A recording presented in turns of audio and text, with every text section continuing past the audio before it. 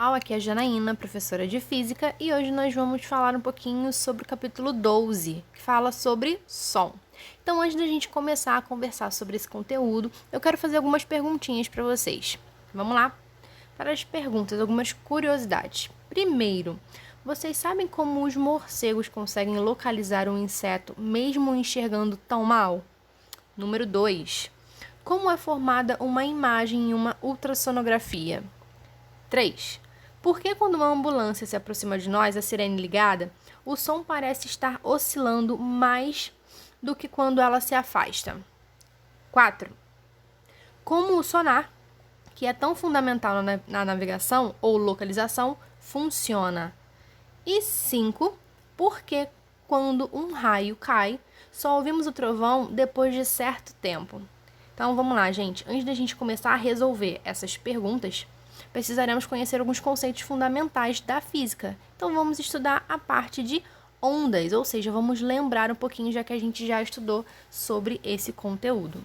As ondas do cotidiano estão sempre presentes nos mais diversos fenômenos e situações do cotidiano.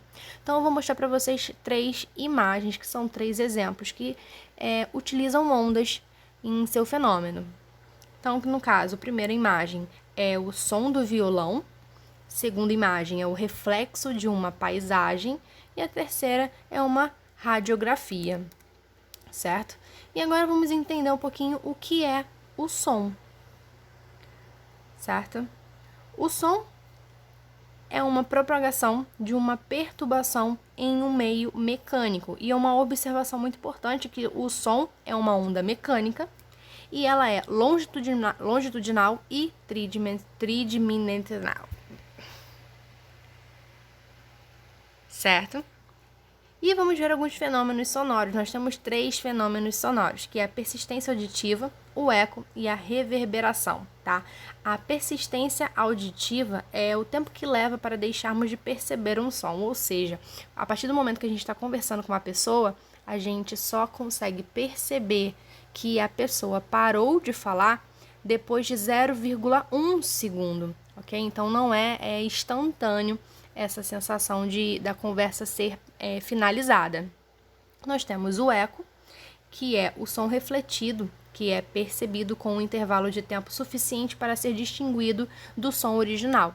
E o eco é um fenômeno que é utilizado nos morcegos, certo? Então, vai aí a resposta de uma das perguntas que eu fiz para vocês no início da aula, né? Como os morcegos conseguem localizar um inseto enxergando tão mal?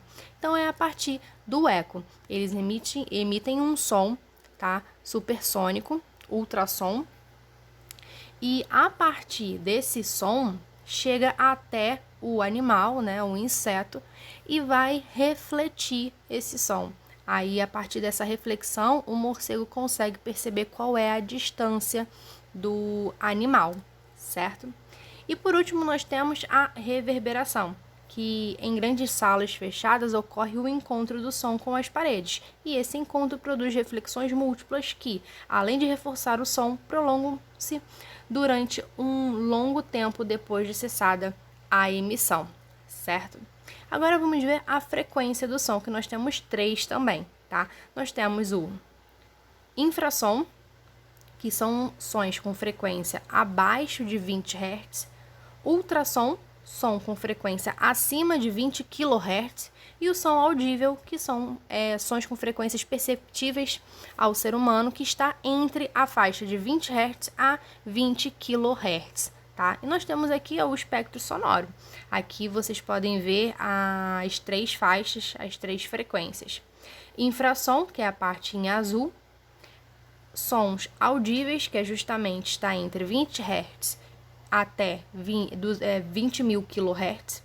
E a parte em vermelho é o ultrassom, que é a partir de 20 kHz, ok?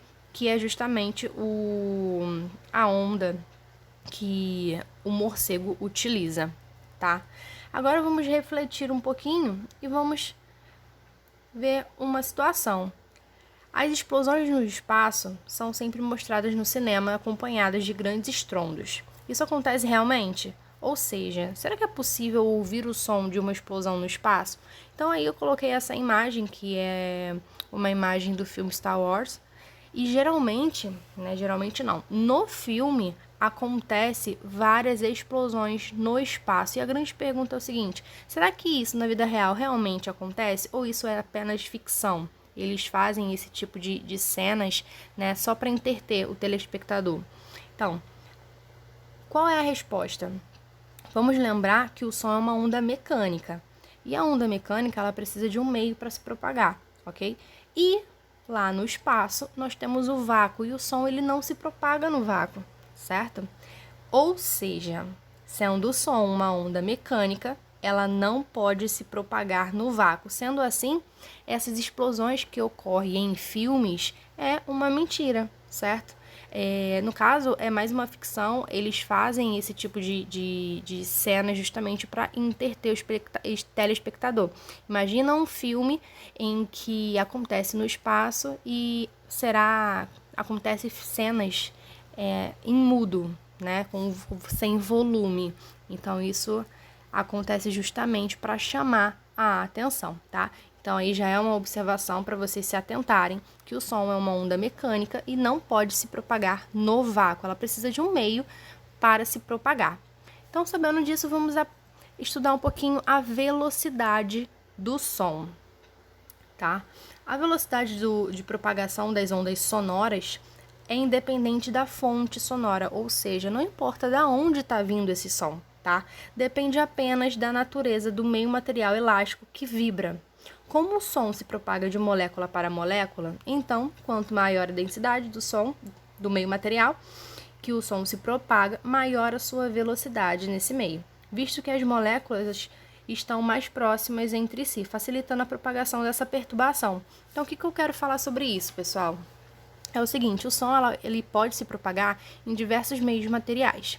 O som, como eu estou falando para vocês, eu estou falando no ar, então o som está se propagando no ar. Agora imagina que eu estivesse debaixo d'água.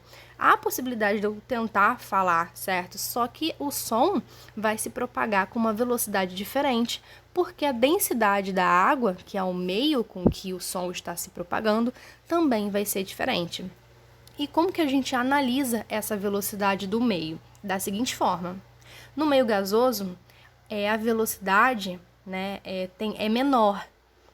Já no sólido, a velocidade de propagação é maior, ou seja, quanto maior a densidade, maior vai ser a velocidade, certo? E a gente pode colocar que a velocidade no sólido é maior do que a velocidade no líquido, que é maior do que a velocidade em um meio gasoso, ok? Então, aí é uma observação para vocês se atentarem.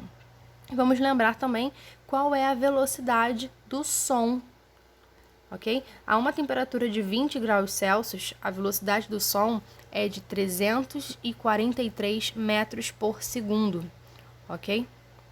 E agora vamos falar um pouquinho sobre uma curiosidade que aconteceu há poucos dias, que foi a explosão em Beirute, certo? O que aconteceu nessa explosão? Porque em vários vídeos a gente pode perceber que primeiro ocorre a explosão para depois as pessoas ouvirem, né? Elas conseguem ouvir a explosão um pouquinho depois, né? E a sensação também ocorre depois, certo? Então a pergunta que eu quero fazer para vocês é: por quê? O que está acontecendo? Então vamos lá na resposta. A velocidade do som no ar ao nível do mar em condições normais de pressão e com temperaturas de 20 graus Celsius, a gente já falou que é 343 metros por segundo, que corresponde a 1.234,8 km por hora, certo? E uma explosão desse nível é capaz de desencadear um fenômeno ondulatório chamado de onda de choque, tá? Lembre-se desse nome, onda de choque. Esse tipo de onda é um distúrbio de propagação onde elementos como pressão e velocidade variam de forma brusca. E a formação desse fenômeno se dá no momento em que os pulsos de pressão se movem com uma velocidade maior do que a do som. no meio em que os pulsos acontecem. E existem outros exemplos de onda de choque, como os trovões, certo? Então, eu já estou dando aí a resposta de uma daquelas perguntas lá no início da aula. Aviões supersônicos, disparos de rifles e entre outros exemplos, certo? Então, só para fazer um resumo, o que está acontecendo no vídeo que a gente geralmente, assistiu em reportagens? Primeiro, a gente vê a explosão para depois a gente sentir a onda de choque. Então, a gente pode perceber que a velocidade de propagação da onda de choque é superior à à velocidade do som, certo? Então, é isso que aconteceu com a explosão em Beirute. Agora, vamos estudar um pouquinho sobre as qualidades do som.